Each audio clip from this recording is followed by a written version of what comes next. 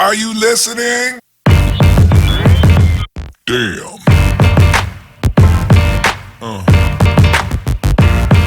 Yeah.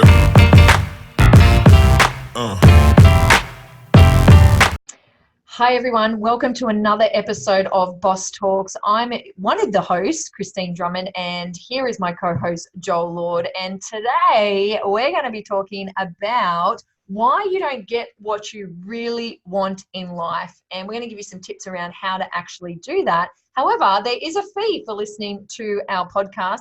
You hear it every podcast for our regular listeners. But our fee is that if you get value in the information that we share, if you find this interesting, entertaining, educational, please share it on. That's the only fee. That's all we ask of you. And that's how we get to pass on this knowledge for free to the masses, is by you sharing it. If you love it, even if you don't love it, but you think other people will get value, then please share it on. So Joel, today we're talking about why people don't get what they really want in life. And we were talking about this off air, and there's so many reasons why people are not getting what they want. And one of the ones that I wanted to mention was it's because, one, people don't know what they want, you know. And I remember doing a tour a couple of years ago, and we asked people, you know, what they were working towards, what did they want in life, and no one could give us an answer. They had no idea what they actually really wanted. They knew what they wanted or what they should have in regards to society's expectations, but a lot of the time they just wanted that stuff because it was what they perceived as the norm. That's what everybody did. That's what everybody wants. And I'll give you an example, like, you know, to get married, to have kids, to have the house, you know, people think that they want that stuff. But if you dig down, there's a lot of people out there that don't really want to do that, but they do it because their partner or somebody else in society puts the pressure on them and says, that's the way that life is. That's what you should be following. That's what you should want. And so people do it. But I know guys out there that have got married that don't really want to get married, that have had kids that they didn't want kids. And now they've given into their own values and their own wants for somebody else. So we see it all the time, don't we, Joel? Yeah, absolutely. There's something that I notice a lot of the time is people don't get specific with what they want. So not only they don't know what they want, they also are not specific. So how can you actually know what it is that you want is in front of you, and how can you actually take action to go after it if you don't specifically know what it is? So, you know, we get taught by Kirk Ashley that the universe is a thinking stuff, not an assuming stuff. So you are getting what you're asking for. There's no doubt. But the universe doesn't know.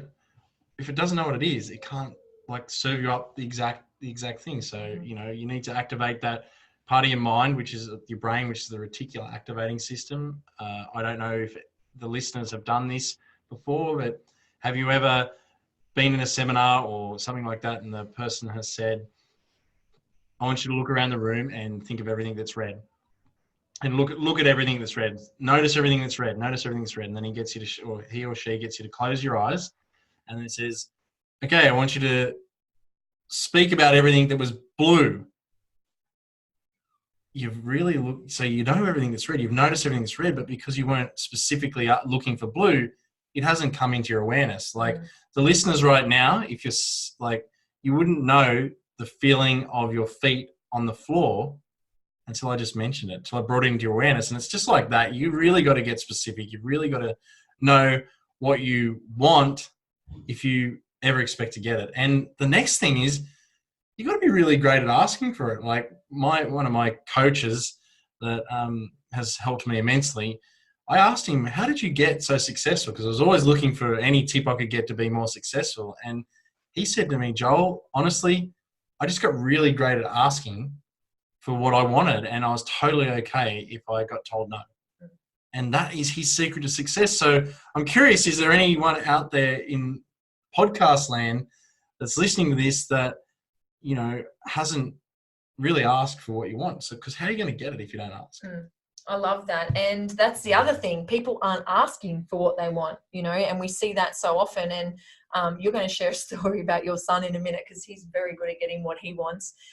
But that brings me on to being a parent, you know, because how often do we say to our kids, don't ask for anything when you're in here, or stop asking for that. Or, we were talking about this off air, like as parents, we don't want the nagging. We don't want to have that gut conversation. We don't want to say no to the kids. So we just tell them to stop asking for things.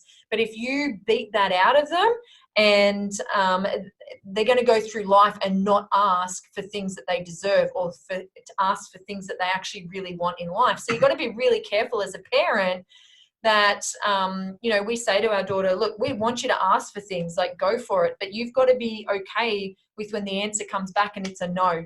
You're not always going to get what you want. Some days we will go, yes, you can have that if it's reasonable. But also as a parent, you've got to be careful, like, what are you saying no to? And are you just saying no because you want to be controlling? Like, are you saying no because you're trying to teach them something, or are you saying no just because you don't want them to, like, you want to get the nagging, stop them from nagging and that kind of thing? So to give you an example, let's say your child comes in and they want to have 5 minutes of your time to show you something that really is important to them and really lights them up. But you go, no, I don't have time for that. I've just got to go and get this thing done. They're asking you for something that's important to them, and you haven't recognized that. So they're going to come back another time and they'll do it again. And if you're too busy and you say no again, what are you doing for their self-worth? What lesson are you teaching them? Are you teaching them that they're not important enough? Are you teaching them that your work is more important to this thing that's important to them? So we've really got to be careful about the language, the verbiage that we use around things when our kids actually ask for stuff.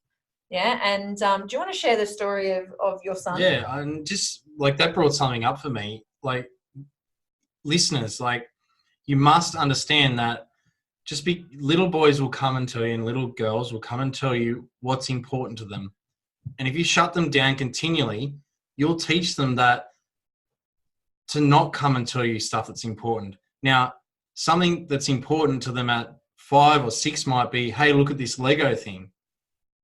What's important to them at 16 might be way more dire. Could even be life and death. So really be mindful that you want them to be able to come to you at 16, 17, 25, 30, 40, and be able to be comfortable with telling you that something that's important to them. If you shut them down, it could lead to disaster. And I'm not bringing that into anyone's life. It's just a fact. You really want to train your kids that you're there for them, and be able to, have them understand. Because it may not be important to you, may not be the biggest thing in your life. Like looking at a Lego thing for the 38th time for the day might not be that important to you, but to them, it's the most important thing in their world. So be really mindful, and I'm not encouraging bad behavior either. There's a balance, but please really just be mindful, be in control, be present when you're making the decision, whether enough's enough. But yeah, be mindful of that. But to move on to a funnier note, one thing I learned, I look at other great parents and people that I admire in their parenting, because like one of my highest values is to really bring up conscious, amazing young men and into the world that help the planet and make the world a better place. And so I look at other people that are doing a good job too. And I think people like Grant Cardone and Elena are doing a great job, what I see. And one of the things that he doesn't get involved when his kids want to have something. He actually encourages them to go get it. So he's like, hey, you don't get the cookies until you do a deal for them. So he encourages them to learn how to go ask strangers for what they want. People are probably going, oh my God, he gets you to talk to strangers, like within common sense range. Okay. So what happened, I went to pick up my son, and he's 6, and I picked him up from school, and it was the book fair.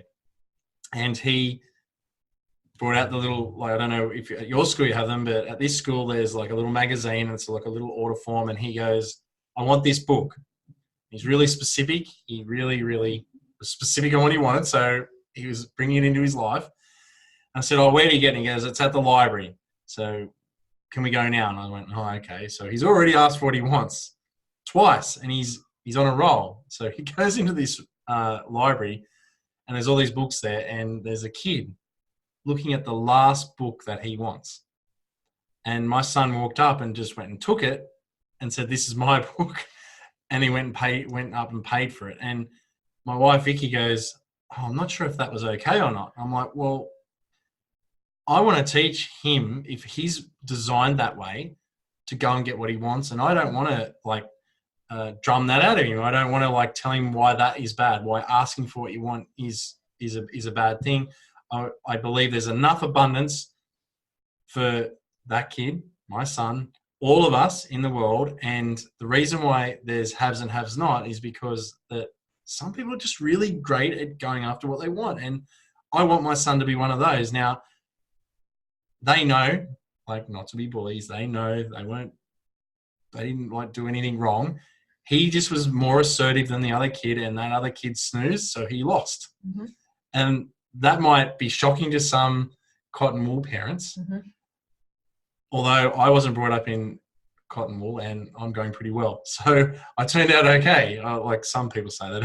Anyway, that's the story. And I want to continue that with my son, and I want him to be like he's developing in even at 6 to be a great little entrepreneur. He gets what he wants.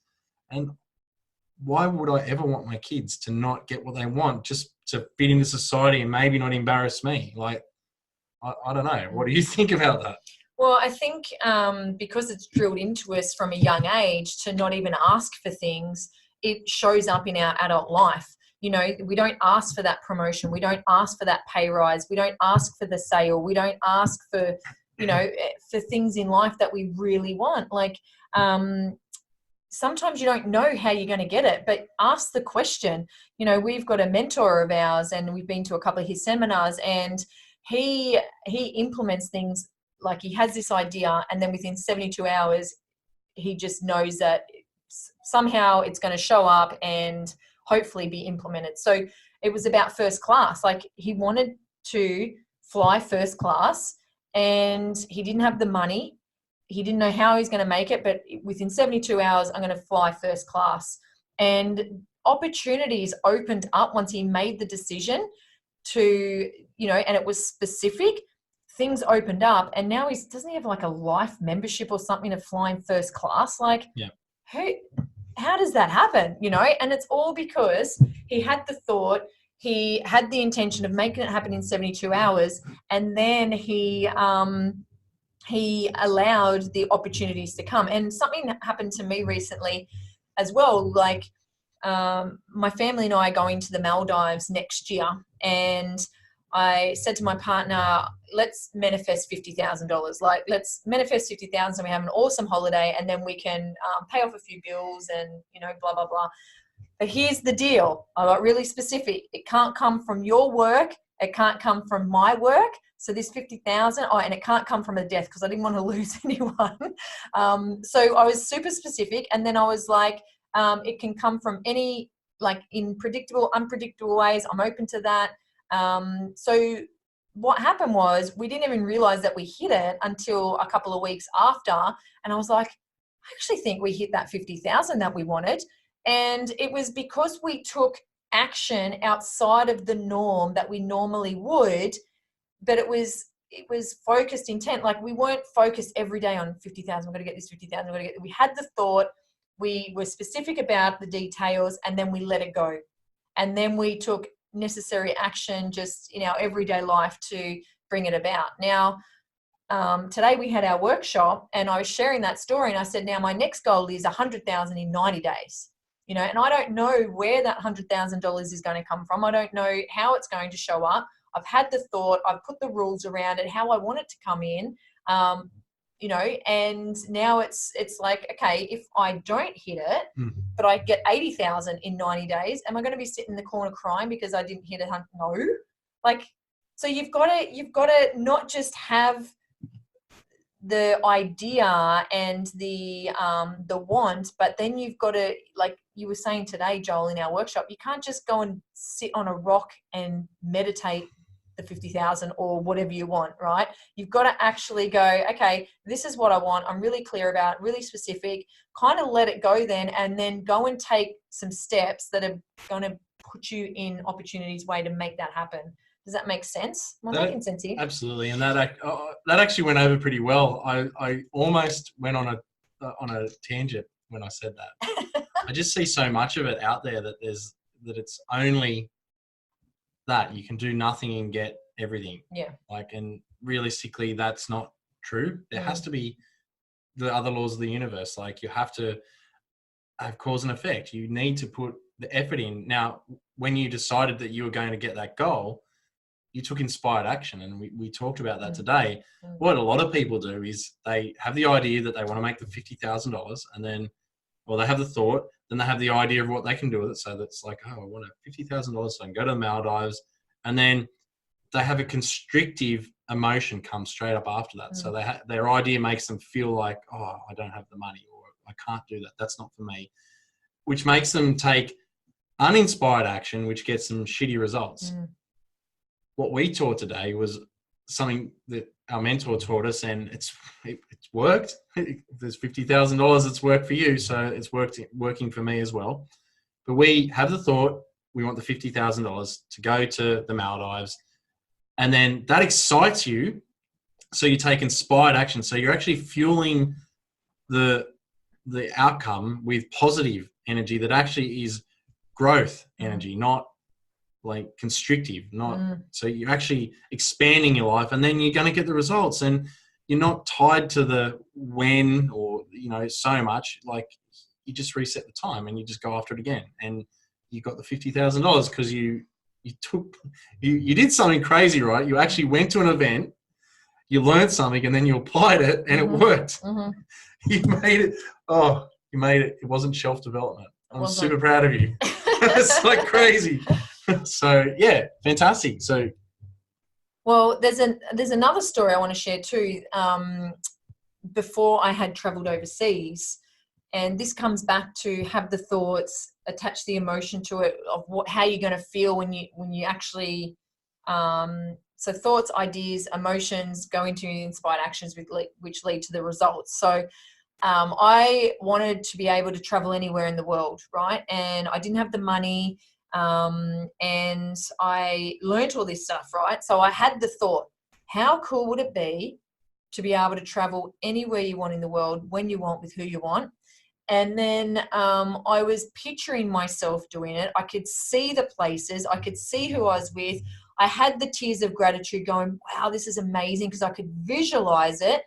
And then a plane flew over right where I was sitting at the right time. And I'm like, oh my gosh, that's a sign. So then I took the inspired action, started a side hustle business, and then it started to pay for the most incredible trips and experiences. And now I've been overseas, I don't know, like 10 to 12 times. Sometimes the family's been there. Sometimes it's been awesome. They haven't been there. Sorry, kids, if you ever listen to this back. But sometimes you just got to get away, so you can get back in tune with who you are. And then I got the results. So many people, though, and what I see, Joel, is that they have the thought, they have the idea of what they want, but fear comes in, doubt comes in, and they don't learn to dance with it. They don't learn to take the risks. They vibrate at this lower level of scarcity and focus on the lack of, rather than asking better questions of themselves. Okay, if I want this, what's the first step? How can I make it happen? I don't have the money. How can I get the money? I don't have the resources. How can I create the resources? Who do I know that has the resources that maybe I can align myself with? So we don't believe in the unseen. We think, oh, I've never had that before, so it's unattainable for me. Someone else has done that, and they've just got lucky, or they've got a different life to me, or, we want these things, but we don't truly want them. It's just like we just throw things out there and say, oh, I'd love that. I'd really like that. But we're not in that inspired space, and we let that little voice in our head talk us out of it, why we're not deserving of that thing that we want.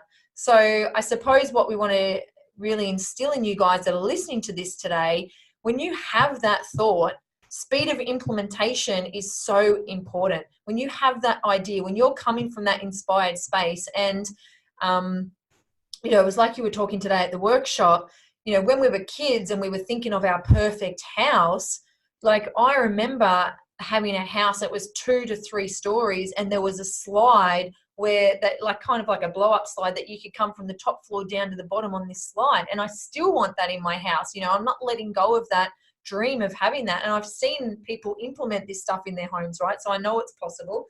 But you've got to start looking at some of these wants, these dreams, through the eyes of your 8-year-old self.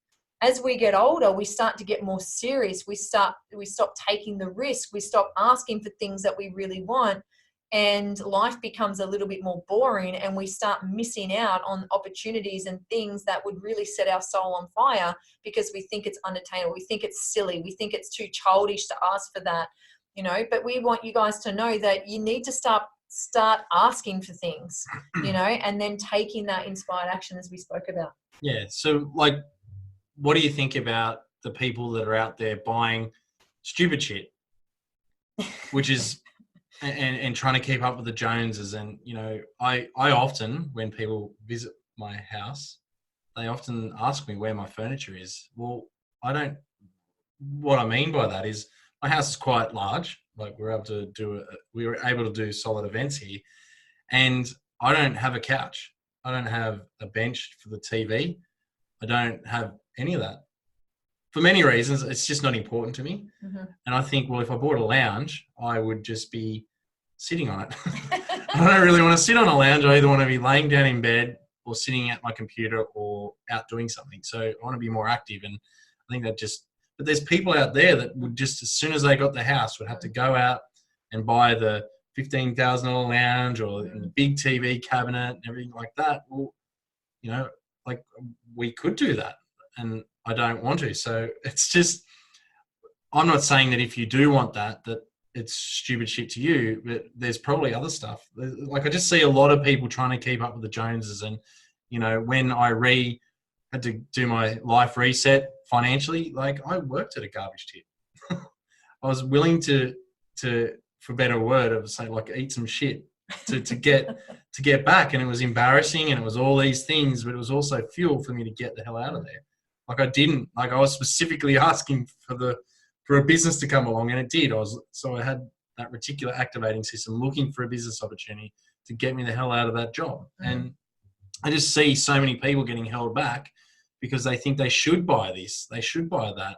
Oh, the crowd I'm in is buying that. Well, that means I need to. Well, you might, especially if you're in a crowd of people that are in a different league to you financially, and you're trying to keep up with them. Well, they don't actually think you're cool. They probably think you're a bit of an idiot. So, like, what are you willing to give up the car? Are you willing to give up the house? Are you willing to go back and, reset your life? And you can do it any time. If you've come along the road and you've made a mistake, and you can turn it around. Like, there's nothing. There are very, very, very few things on the planet that could ever be going on in your life that can't be fixed. There's nothing that you are going through right now that someone else hasn't gone through and most likely got out the other side smelling like roses. And, to smell like roses, sometimes you got to crawl through the mud. But is it worth it? Like, so what do you think? You would see this a lot too. People just... I do see it a lot. Got the fake, like, fallacy of what they should have, and they, so yeah. Yeah, and it's society's expectations. Like, people think that... that we have to want certain things in our life. And we were speaking off air about this before. Like, how often are we taught that this is the way life goes? Like, you've got to get married, you've got to have kids, then you settle down, you stay in a job, you be loyal to that job, and this is just what's expected, but times are changing. Less and less people are getting married. And, I think, and as a parent as well, for the parents that are out there, there's certain behaviors that your kids do. Like, maybe they're spending too much time on devices, and you're like, get off your device, you've been on your device, but you're not focusing on what you actually want. So this is something recently that happened in our household, and they were spending a little bit too much time on devices. So we now implement what's called an active hour. So I'm like, okay, well, what do I actually want to happen? What do I want to see? Okay, they're spending too much time on devices. I want to see them be more active. I want to see them be more creative. So for an hour in the afternoon, right before dinner, we have this active hour where we can do whatever creative, fun, as long as we're moving and using our brains and bodies, we go and do it. But I wasn't focusing on what I didn't want and be getting all narky about that. I focus on, well, what is it that I actually want? The same thing is like our son. Our son keeps getting out of bed at nighttime, right? He's 3. Drives me crazy, right? But now that we've changed it and stopped focusing on what we don't want, which is getting out of bed, we focus on, well, we really want him to stay there. So we've got a new routine where we rub his back for 5 minutes, and that's all he needs. 5 minutes, we rub his back. It gives us a chance to connect with him. My face, because Tom works away, my face is usually the last face that this cute little boy sees before he drifts off to sleep, and I get this beautiful time with him that usually is spent being really cranky and frustrated because he keeps getting out of bed. So instead of focusing on what I didn't want, I was like, well, what do I actually want? I want to have a more peaceful relationship. I want it to be calmer when he drifts off to sleep. I don't want to be threatening, smacks or being, putting me outside or whatever you have to do. It's like, I want to have a better relationship. So I focused on what I did want and then took the inspired action, attached the emotion to it. And then now I've got the result that's both better for me, better for him, calmer household, more positive, and we both go to bed feeling a lot better about the situation. Does that make sense? So you can apply this to any aspect of your life. That's what I was just about to say. Like, it's a universal law. It works everywhere. It works in your health, obviously your relationship with your kids, your partner, money. So what I thought we'd mention is the big part that I think that's played a large role in people not getting what they want is that they give up so quick. And what I think was an unintended consequence of the credit card revolution is that people they're not used to actually having to work for anything anymore. They can go and put the credit card down and get it now. When you look back at our grandparents, they saved until they could get the TV or the car. They never went to get a credit card and just slap it down. Like, there was like delayed gratification in that regard. So I think that's a large problem. I think people quit way too early, to get to the top of your business, in your health and wellness business. Like, how long did that take? It took like three or 4 years. Yeah. Like, well, you're a rock star, because to actually build my business, it was a bricks and mortar business in the supermarket industry. Like, and yeah, I was successful along the way, but to where I actually felt like I was on not cruise mode, but where I was really had gained the momentum, that took like 12 years.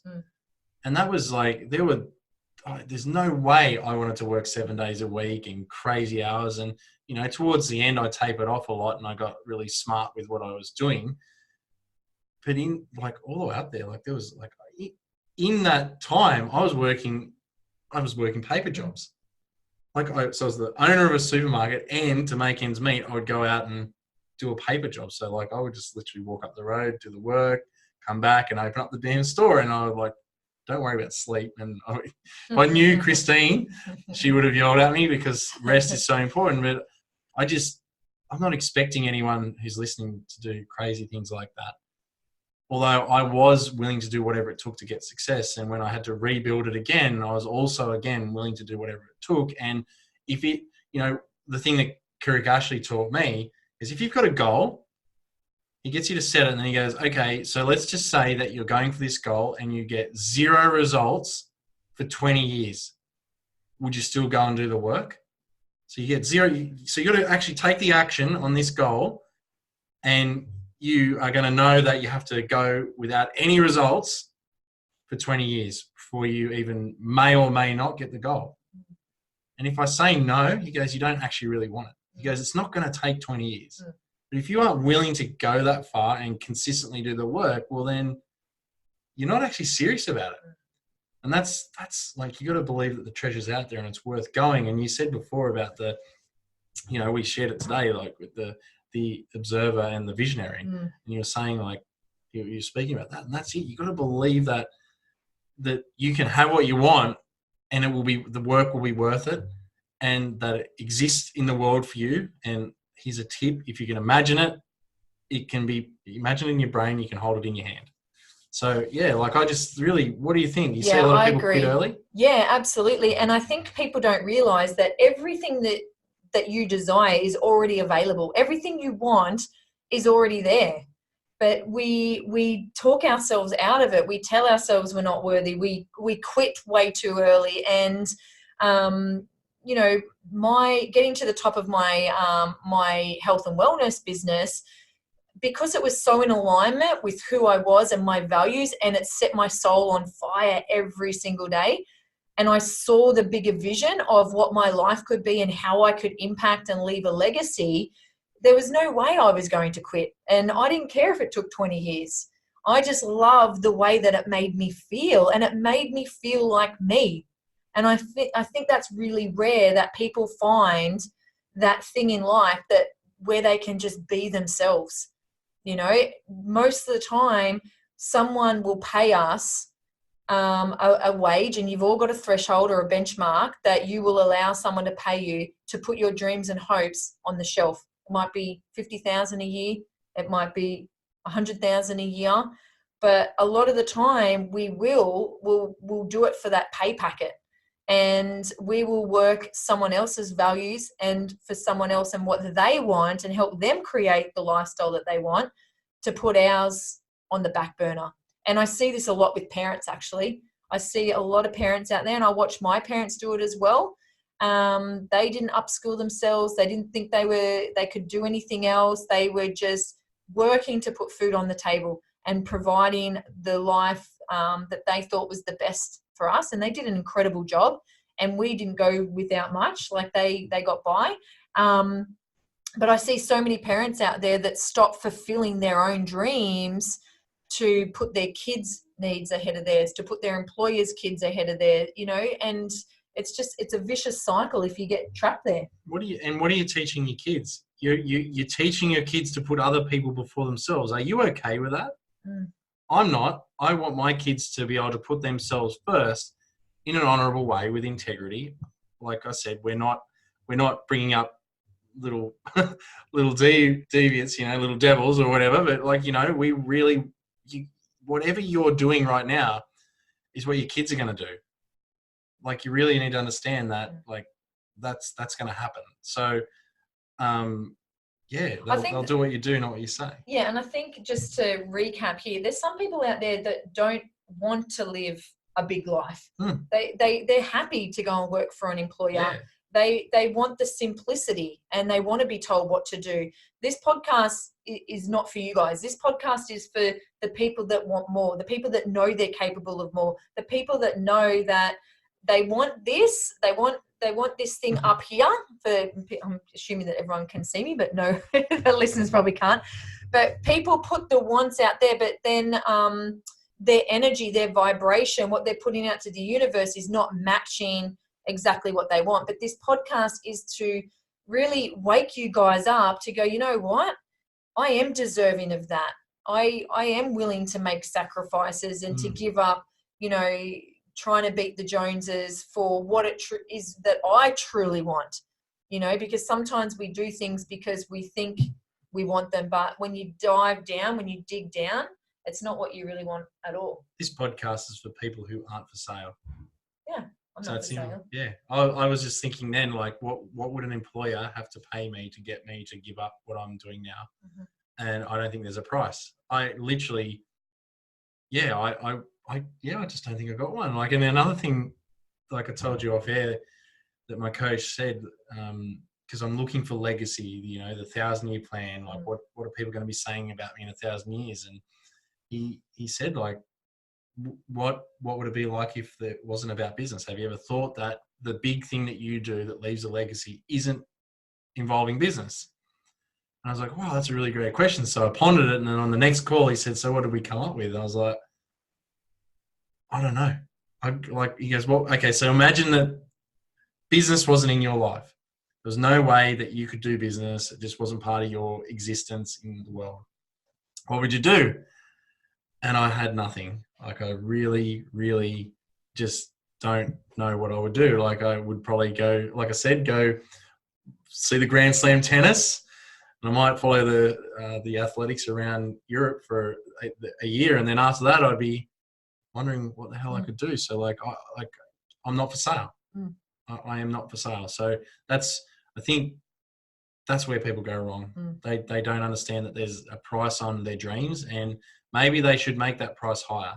If you do have a price on it, great. Like, and listen, we are not having a job like wrong. There's no right, wrong, good or bad. It's just not right for us.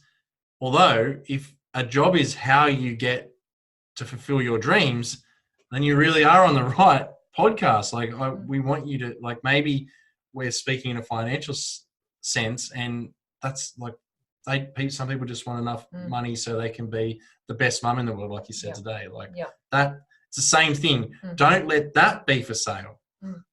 You know, find a side hustle to allow you to be mum care and not daycare. Like, you know, if you want to be the world's greatest fisherman, go do that. It doesn't need to be, you know, do what lights you up. Go for that grand dream goal. Get that water slide in your house if you want it. And I think sometimes we do have to take the job to figure out what we want. Like, I've had so many different career changes, but it took all those career changes to figure out who I was, what I wanted, what I really wanted. And I don't make a great employee. I've got great work ethic, so they probably think I make a good employee, but I hate being told what to do. I'm not very good at following rules.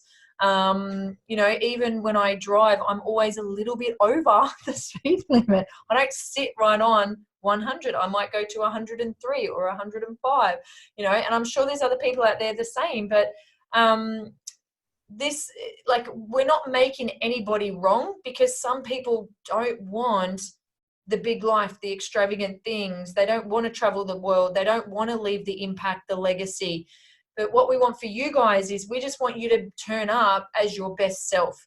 We want you to know, well, if I don't want those big things that these two weirdos on this podcast are talking about, I still need to figure out what it is that I actually want. Okay, I want the simple house with the white picket fence. I want the family. I want the wife, the husband, you know, and I want a job that I go to work every day and it fulfills me. And maybe that's it.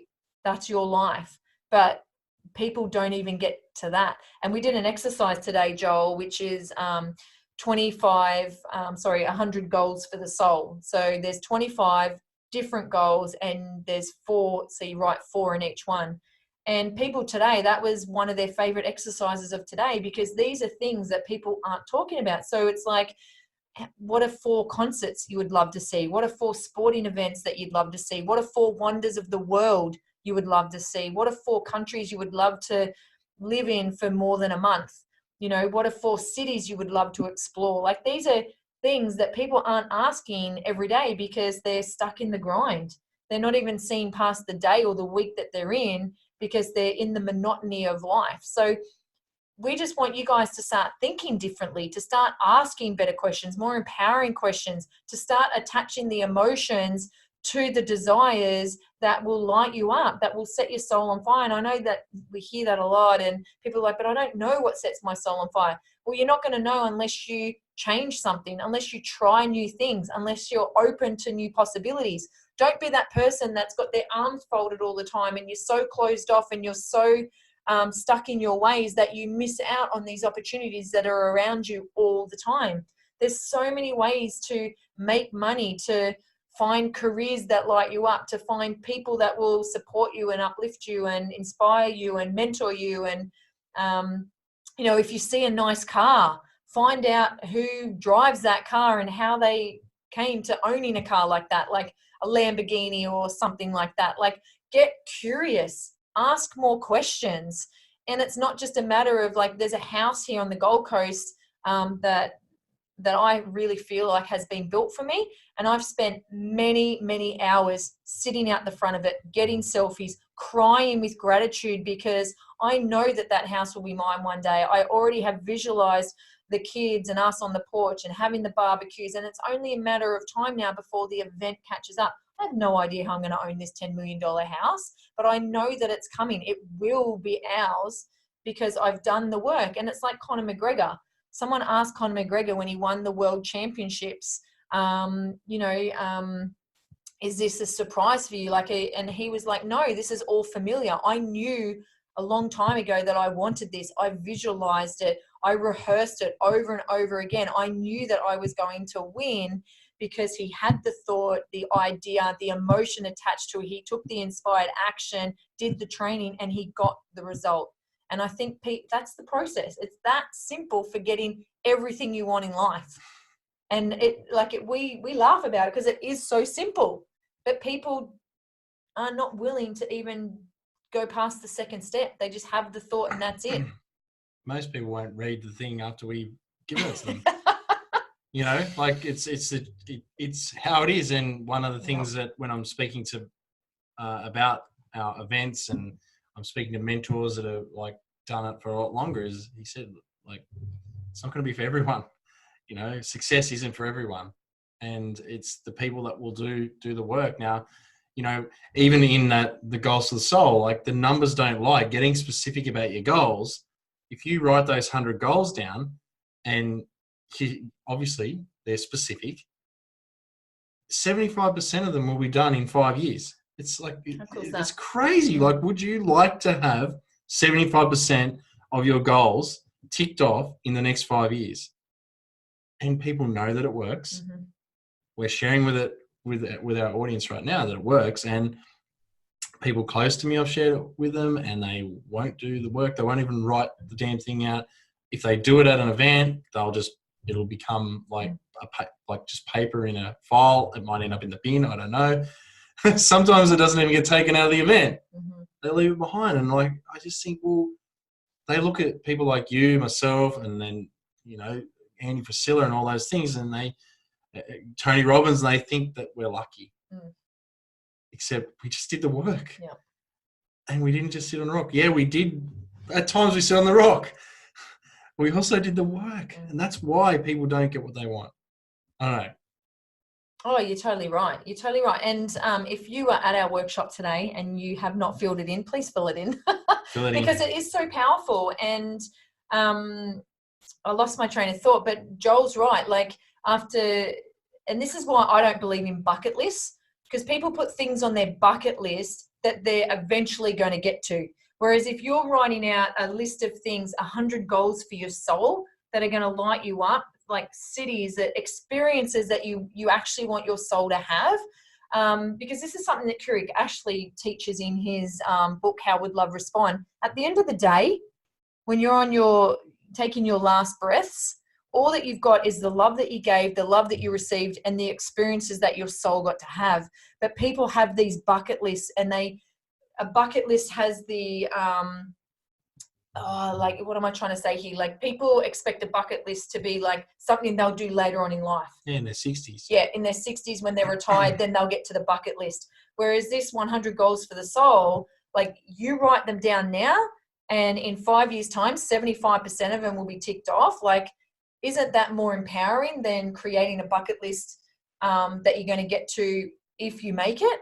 You know what I mean? So, yeah, like, how many people? So you think of your favorite thing that you like to do. Now, some people love skiing, and they think, well, when I retire, I'm going to go skiing. Now, let's be honest.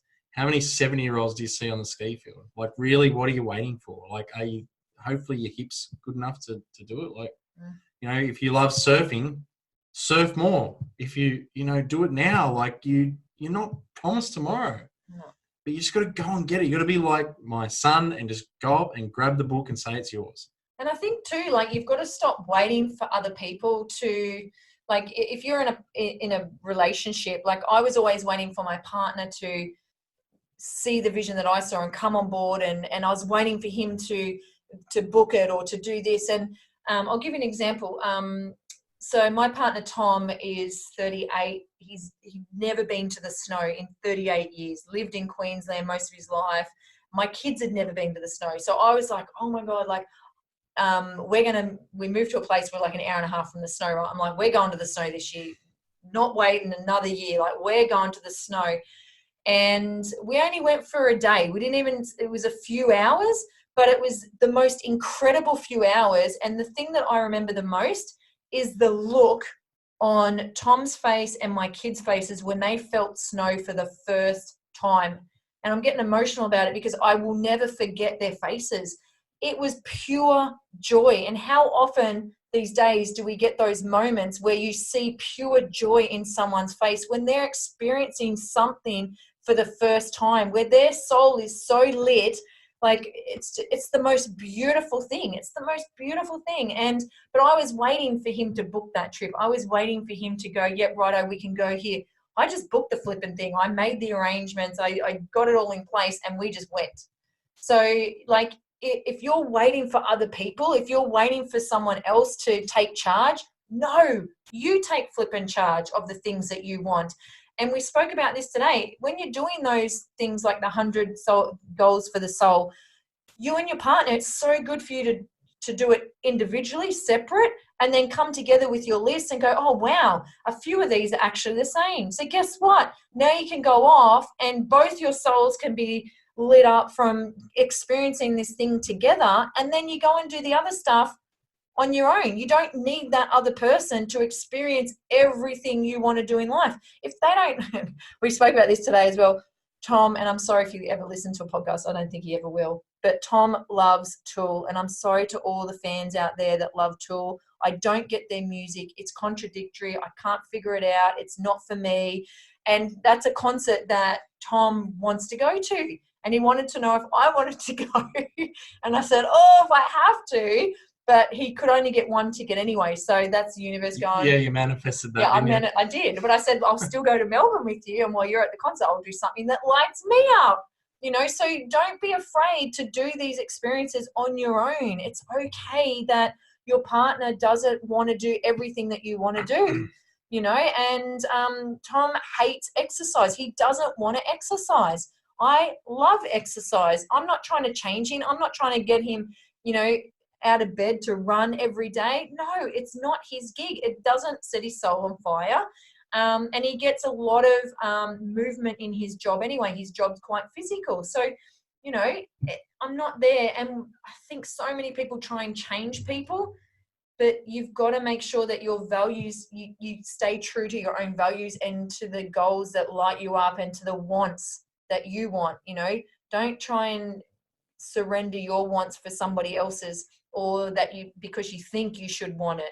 You know, stay true to you. And, you know, I said it before, like, so many people are giving in because their partner wants something, or their kids want something. And, you know, I always say to Tom, like, if you don't want to do something, if you don't want to come here with me, or if you don't want to go to that event, then please don't go, because I want people to do things that they want to do. I don't want to force anyone into doing anything. So that's my rant over.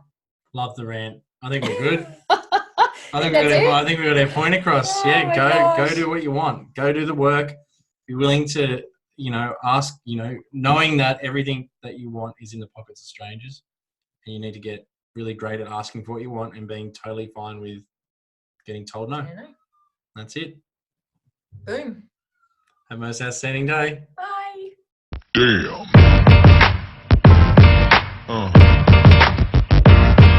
Yeah.